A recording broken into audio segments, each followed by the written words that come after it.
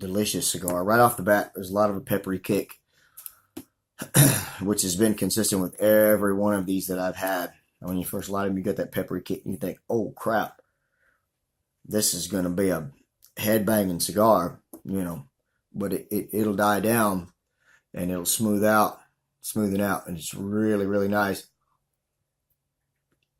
I don't know, on certain blends, I like that peppery kick right off the bat. You think, oh shit, this is going to be a spicy ride, and then it mellows out. So I tend to prefer these blends that start out, kick you in the taste buds and then mellow out a little bit, and then they transition on you, which this one is known to do. So initially, like I said, there was a lot of pepper.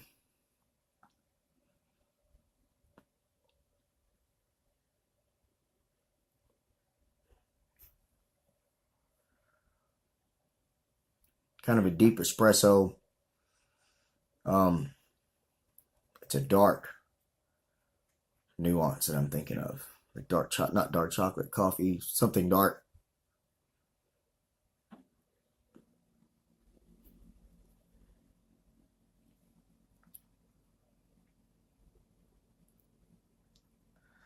Yeah, kind of more of an espresso kind of thing going on there. And like I said, a little underlying sweetness and a little creaminess.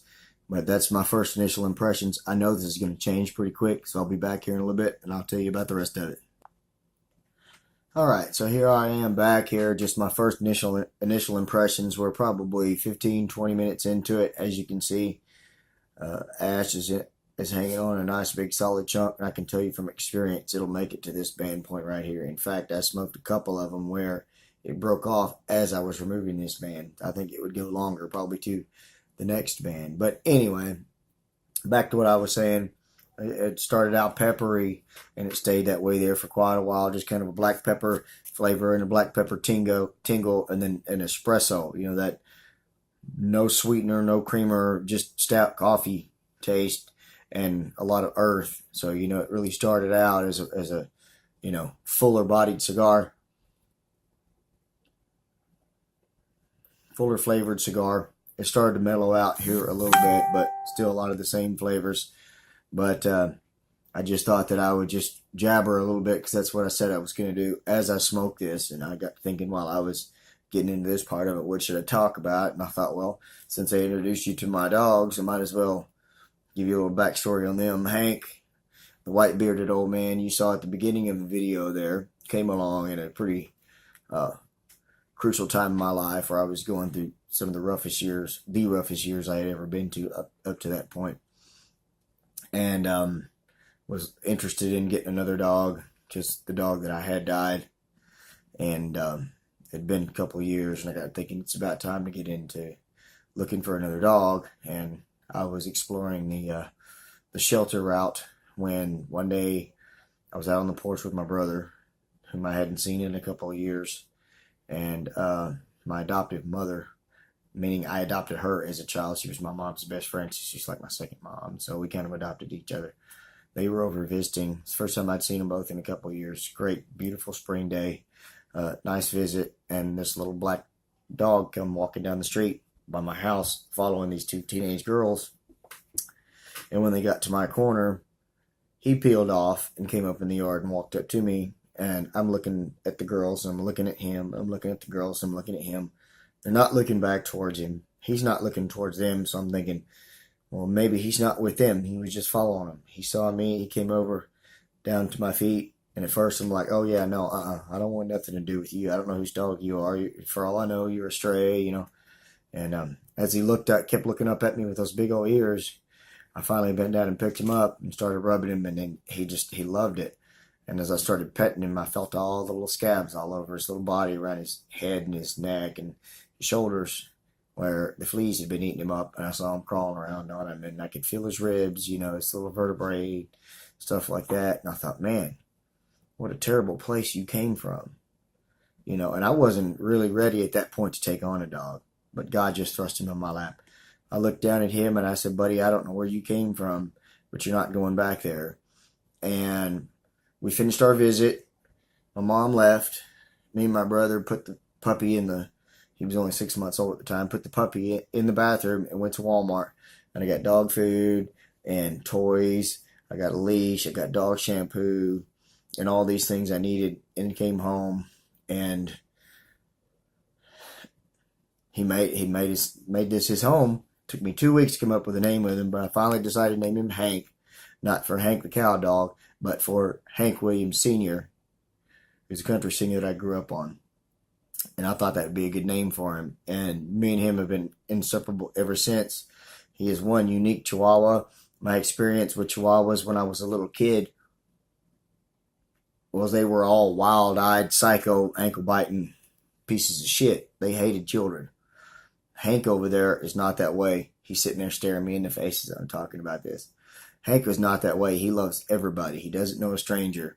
And that's the fantastic thing about him. He's only snapped at a couple of children, and that's because they grabbed his cheeks and yanked on him real hard.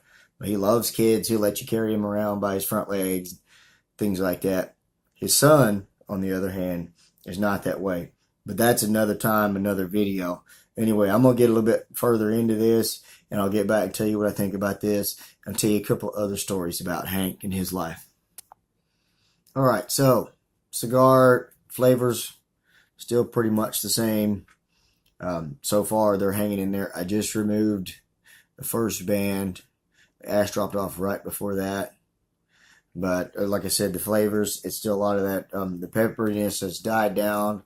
It kind of tingles back up on the finish. But it's just a lot of that black pepper and espresso and earth and a little bit of dark chocolate. It's more of a darker cigar right now. Medium bodied. Draw, no complaints. Smoke output, no complaints. Burn line, no complaints. Performing beautifully. I expect at some point here for this thing to transition, and I'll let you know about that when it happens. Hopefully this cigar won't prove me wrong, because the other ones have kind of transitioned. But getting back to just kind of talking about stuff and talking about Hank, I like to joke with people that Hank is the most expensive free dog I've ever owned in my life. And a lot of people just kind of chuckle and go, what are you talking about? He eats a lot or what? And I'm like, no. In the first couple of years of his life, I actually had to spend quite a bit of money on medical bills for him. About 2 weeks into getting him, I noticed he was doing a lot of scratching. One spot up on his head and one spot on his rib cage, behind his front leg. And there was a little bit of fur missing there. And I got kind of concerned. I don't have transportation, so I threw him in the basket on the front of my bicycle and pedaled probably 2 miles to the nearest veterinarian. They diagnosed him with a form of mange that they get from the mother when they're puppies, but it's treatable. And so she diagnosed him with the Demodex mange, and she put a little bit of stuff on him to give him a little comfort until we got home, and gave me some medication. And I had to give him 2 different medications twice daily for a couple of weeks, and he got over that. And then probably another year into having him, we had really gotten comfortable with each other and become best friends. And my transportation was up and going again, and I was driving around. He loved going for rides. And I got a job for a couple, probably 20 miles from here. They own miniature livestock, basically ponies and pigs and chickens and stuff like that. And I cared for the animals, and then took them out on the weekends and entertained children. We did pony rides, petting zoos, stuff like that. So I would go out there and stay with them and bring Hank with me, stay out there for a couple of weeks, and I'd come home for a few days, take care of things here at the house, and we'd go back out again. Well, one Sunday night, we were going right back out there to work the next morning. So we're riding out there, and as usual, Hank's hanging around over there in the passenger seat, got his feet up on the little armrest and his head sticking out the window, a little nose just sniffing away, slobbering all over the place, sneezing all over the place, just having a good old time. And, I got so used to him riding over there that I don't pay attention to him a lot of times. Hold on, guys. I got to go run the neighbor dog out of my yard. Sorry about that, guys. I live in the city, and I've got this jackass redneck neighbor that lives next to me that lets his female blue heeler out. And she comes over here and pisses and shits in my yard. And then when my boys go out there, it drives them crazy, and they get distracted. So I heard her sniffing around out there, so I had to go get rid of her. Anyway, so I'm heading back out there to the house, and I finally get out there, and I get out of the truck, and Hank's usually right behind me, and he didn't jump out behind me, so I turned around and I called, "Come on, Hank." looking in the cab of the truck, but of course it was dark, couldn't see very well, and he's black anyway. So I called a couple more times. He didn't come out. And I thought, well, that's weird.